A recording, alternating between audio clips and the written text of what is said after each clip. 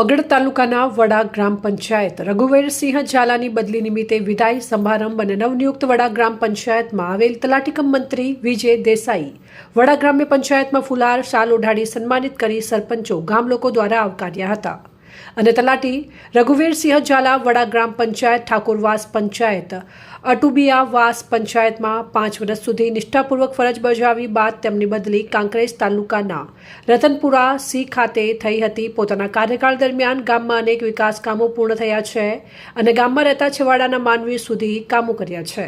સરપંચ ગામ લોકો દ્વારા તેમની કામગીરીને બિરદાવવામાં આવી હતી। વિદાય સમારંભ દરમિયાન વડા સરપંચ ઉર્મિલાબા મોહબ્બતસિંહ વાઘેલા, ઠાકોરવાસ સરપંચ વિનાજી ઉણેચા, શૈલેષસિંહ વાઘેલા, મોહબ્બતસિંહ વાઘેલા, જોમાજી ઠાકોર, ક્લાર્ક કનુભા વાઘેલા, વીસી કરણસિંહ વાઘેલા સહિત આગેવાનો ગ્રામ લોકો દ્વારા રઘુવીરસિંહ ઝાલાને ફુલહાર પહેરાવી શાલ ઓઢાડી મોમેન્ટો આપી સન્માનિત કરી વિદાય આપવામાં આવી હતી। અહેવાલ પૂનાભાઈ પ્રજાપતિ।